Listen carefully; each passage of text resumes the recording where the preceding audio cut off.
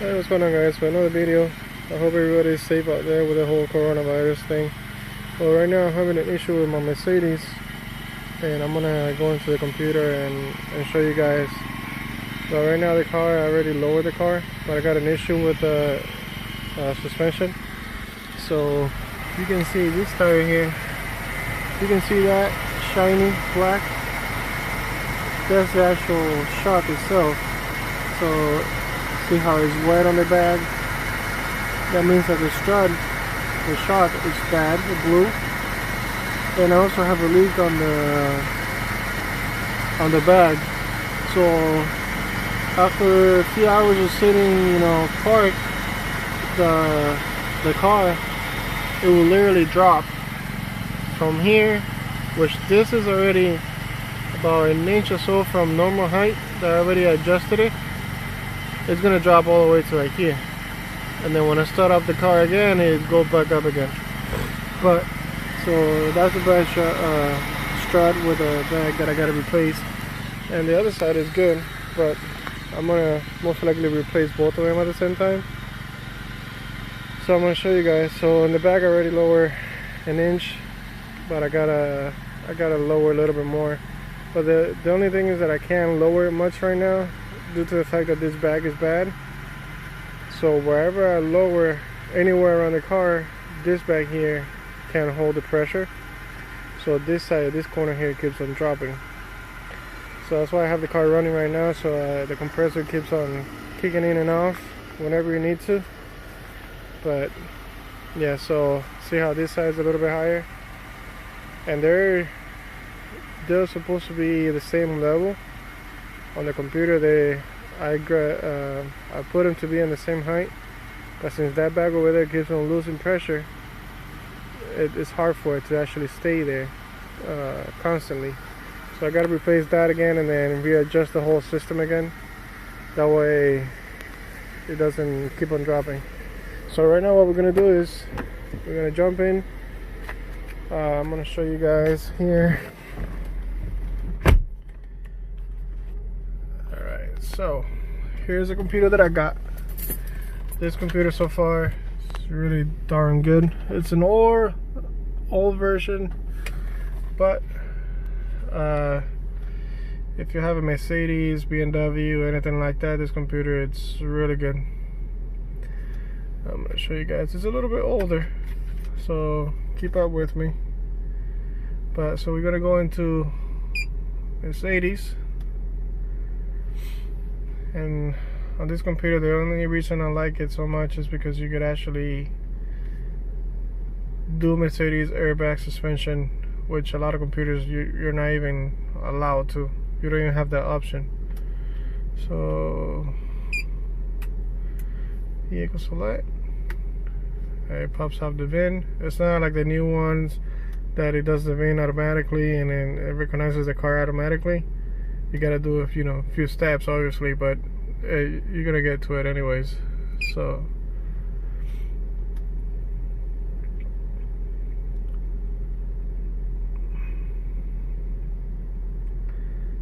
but yeah, so if your Mercedes is sagging on one side and you see that shininess on the strut, that means that you have the strut that is busted and it's leaking the fluid. And if it keeps on dropping on the same corner or the back or whatever, then the next thing, I already know that is the bag, obviously. But the next thing that you could do is you could get some soap and a sprayer, like a Windex bottle or something that you can spray with soap in it. And you spray it on, you try to raise the car up and you spray it on that bag. And if you see any bubbles coming up, like inflating, then I mean you got little pinholes on your bag. Now if that doesn't happen, the car raises, but you spray it and it doesn't happen, then you're gonna have to go to your lines between the bag and the actual block. There's a little block that controls the it's basically a block with the valves in them. The compressor supplies to the tank, and the tank supplies to the block, and the block has the valves in them to send to open and close whenever you need air, and independently whatever strut you need air to. So that's it. And so it's supposed to have its own valve, so they release the air whenever you lowering down the car or whenever the car is adjusting height. That block has the same valve to release the air. So actually I think it's a compressor, the one that has that valve. I can't even remember. It has been a minute since I took a Mercedes apart. But just for this purpose, I'm gonna show you guys. I don't know if you guys tell that the car just went up on that corner there, but just on this purpose here, I could do auto scan, and it's gonna go through the whole car, every single thing that this car has on basically any sensor module, everything. It's gonna let me know if the light it's out inside the car, if the if the blinker is out. It's gonna tell me everything. I already went through all that. I don't want to go through all that. It takes a little bit. So I just want to go into control unit, and then see, I can choose independently what I want to get into. I could even check the AC compressor and whatnot. I got a little leak on one of the valves on the AC compressor. I gotta drain out the system and put the new valves in them, both new valves, and fill up the system again. I haven't done it because I still have AC still running, so it hasn't really leaked a whole lot yet. And it's been a while since I recharged the car, so but I know now that I have that leak there on that valve, so I gotta replace that sooner. It's somewhere already in Florida. So but anyway, so back to the point. So on this computer, I'm gonna go back to chassis, and then you see you got suspension, tire pressure monitor, steering, a whole bunch of different stuff, but I want suspension. Now I know there's a lot of, not a lot, there's a few software boxes that you can buy that lets you adjust the height on the 4MATIC suspension of Mercedes, which is obviously not gonna be cheap. I've seen them go from $1,000 to $1,500, and then you gotta install it and whatnot, and it's a little bit of a work. I believe it sits on the GLs, it sits right underneath of the driver's seat floor where you put your feet at. There's a pan there that you got to take out, and it kind of sits in there. So, and it's awesome because you could actually lower the car easier. You have more control on the lowering and raising of the car. But $1,500, I'm not gonna be doing that. Prefer to buy this computer that I could actually diagnose the whole freaking car. And myself, I'm a mechanic, so I know how to fix all this stuff, whatever issues that I come up across. But a lot of people they're not. But if you can get yourself a hand on one of these computers, you can actually diagnose your car. And if you're not handy on fixing it, at least you go to your mechanic or whoever is going to be taking care of the car, and they can kind of go around the bushes with you, because you already have an idea what's popping up. And what I recommend you guys is when you do an auto scan, whatever comes up, there's going to be a whole bunch of stuff. There's going to be history, there's going to be a whole bunch of stuff that are going to be a little faulty here and there. So what I suggest is to look at the main ones and write it down if you can. But if not, you do a quick race, so you clear all the codes supposedly, and the ones that are really faulty, they're gonna pop up immediately. They're not gonna erase. If they don't and everything erases, you might drive the car 15-20 minutes or maybe 50 miles, and then it's gonna pop up again, and then you scan it, and then okay, that's what's going on. Because right now the cars are they have a history on them, especially if you never scan and erased everything. So yeah, that's what I recommend you to do. But okay, so back to the thing. So I could read codes, I could do everything on the suspension, I could get live data and test some stuff and whatnot. But I don't want to be going around too much. I just want to show you guys a straight on. Damn it. Yeah, the pen is a little bit off here. Let's see. We'll go back. What? Okay, let me see here. There we go. Yeah, I gotta calibrate this thing. So you see, you can read the pressure and whatnot and the damper valves, but I want to go to calibration because that's where you can actually let me see here. That's where you can actually see the height on each bag, and you know, this is like for you to figure out the height that you want to be at. And then once you have those numbers, you know, solid, then you could actually go back to the real step that you set the height of the vehicle to, and just go up and down until you get those numbers and set it up and you're good to go. I'm not gonna do that process right now again, because like I said, I have that bag that is bad, and no matter how much I tried, it just doesn't keep up. It doesn't stay in the same location. So I'm not gonna do any of that again. But as you can see right now, these are the two rears right here, left and right, and this is the front, left and right.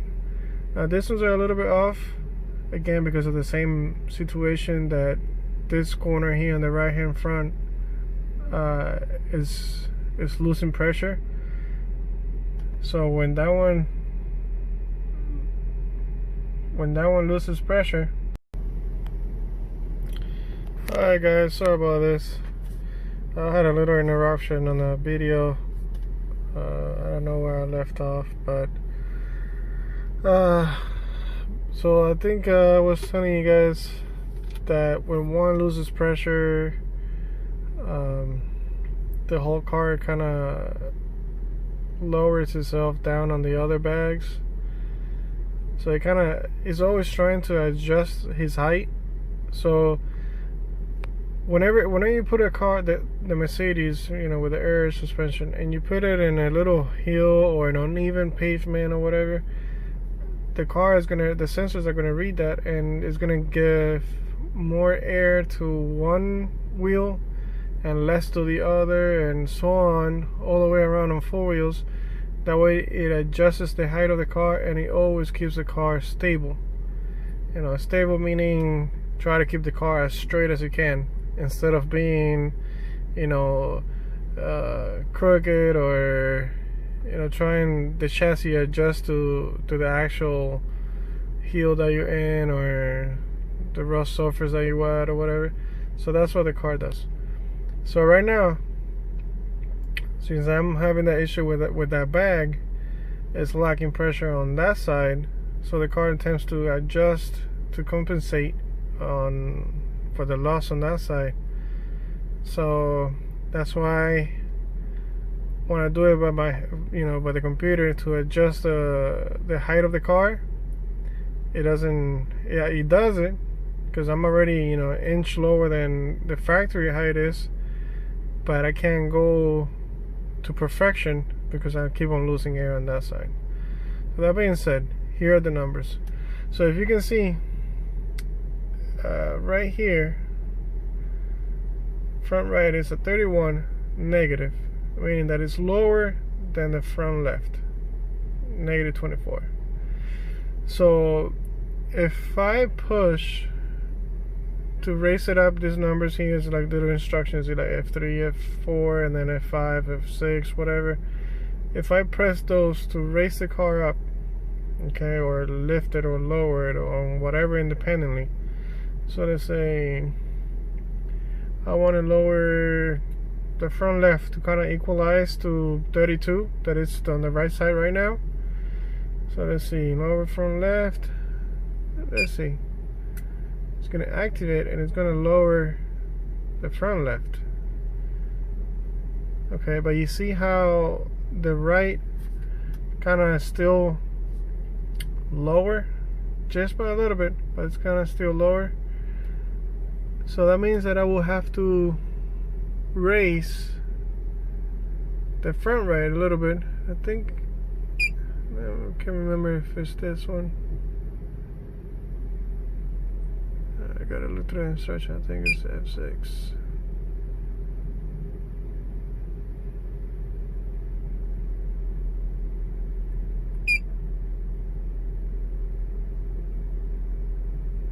No.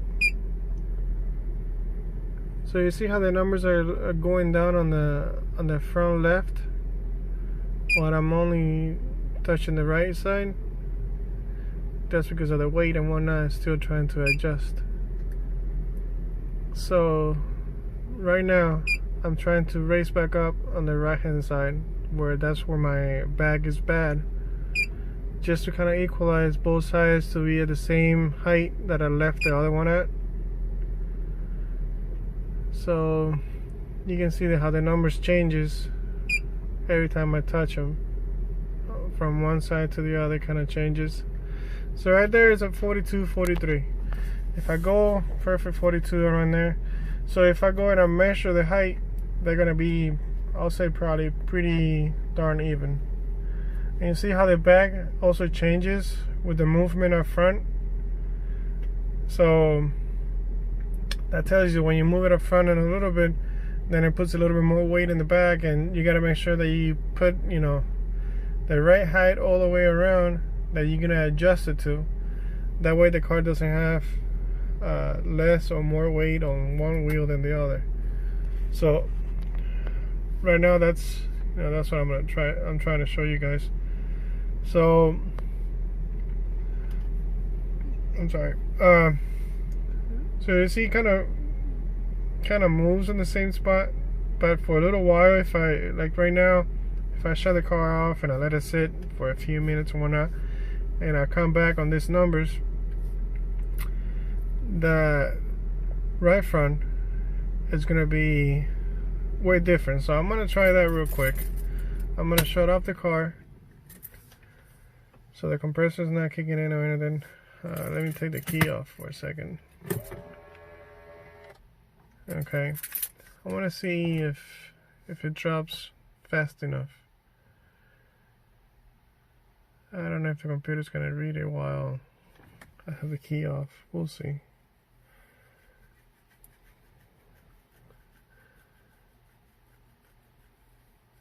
But yeah, you can get these numbers to be perfect on height, and once you adjust them, that you know the perfect numbers that you need to be at on the perfect height and whatnot, then you go back to the other setting that you actually set it to be more even. That way it would they can kind of save it in the program, and the car will be that height, and you got your Mercedes lowered. So yeah, see, it's shutting down. That's why I need it. It doesn't read. No, sorry about that noise. But that wasn't fast enough. But you can still, you won't be able to see the difference.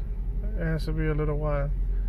I know for sure that side I'm losing, you know, pressure. So if you guys get this computer and you have this issue, you know, you spray down the lines and you spray down the block and the compressor, you know, and the bag, and you know, somewhere in between, if the bag is not blowing like mine is, or the bag doesn't pop bubbles, or it doesn't have any oil on the surroundings of it and anything like that, then you got to trace down your lines, your connection to the bag, your connection to the block itself. Sometimes they kind of split open and they start losing air through the block.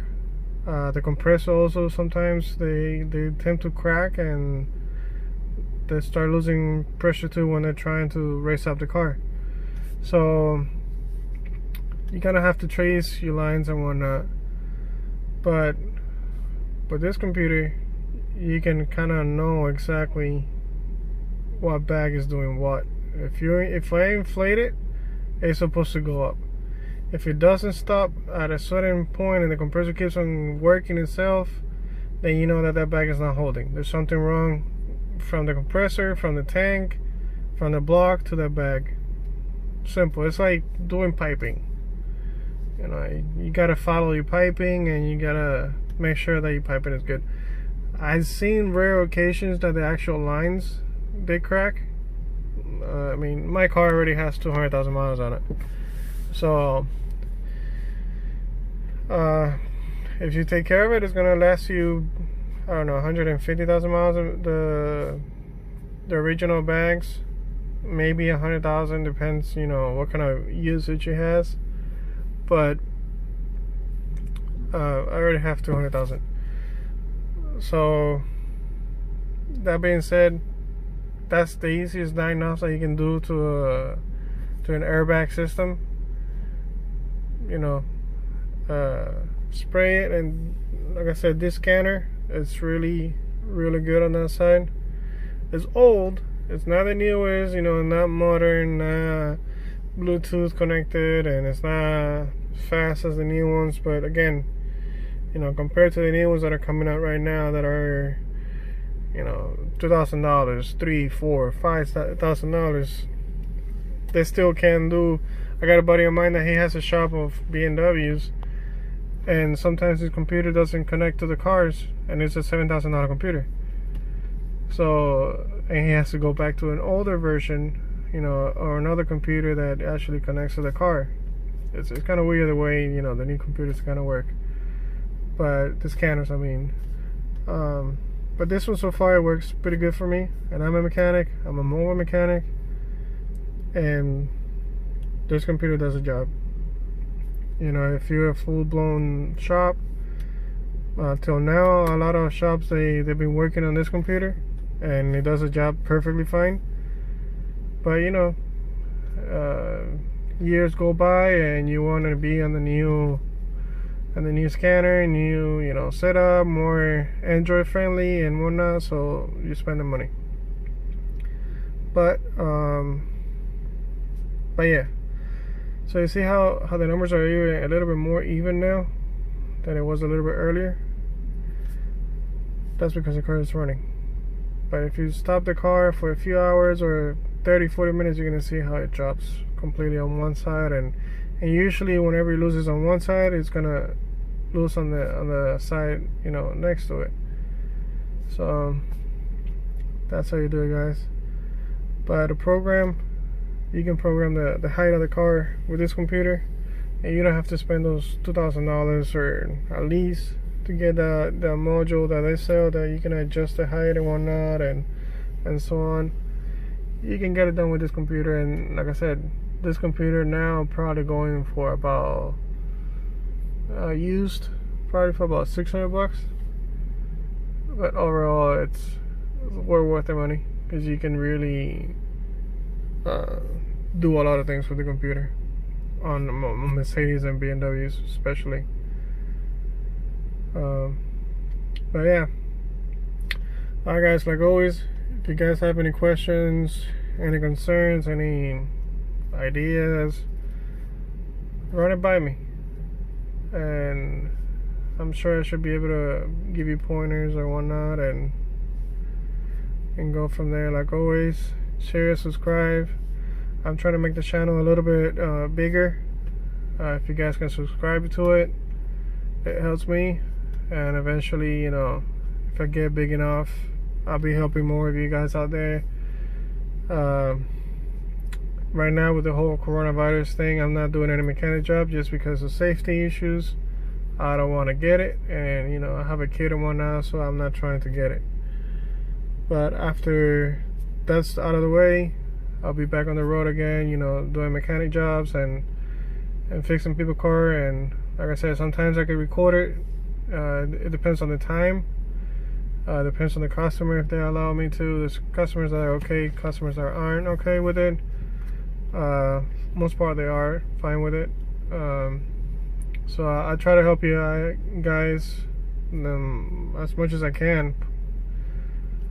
And if you guys could help me on subscribing and sharing and whatnot, I really appreciate it. I don't know, I'm trying to grow the channel. I had it for a little while. I really don't put much videos out there, and I haven't put the advertising thing yet because I'm not like that. But once I get to the, you know, be decent size and whatnot, you know, I can see a little bit more traffic, I'll probably have to put it, because I mean, let's be real, YouTubers that's the only way they make money on, you know, advertisement. Now that they go crazy and they put like 5 advertisement on a 10-minute video, yeah, that's insane. But that's a good ways out. Anyways, but yeah, you see how it dropped to 36 and the other one is at 32. So it keeps on dropping. So essentially it drops to the point that the sensor is going to read it, and then it's going to raise up the car again on that side, and it's going to correct itself automatically. So anyways, alright guys, share, subscribe, and hope this helps anybody with the Mercedes issue. And if you got any questions, let me know. I'm glad to help out. Alright, later.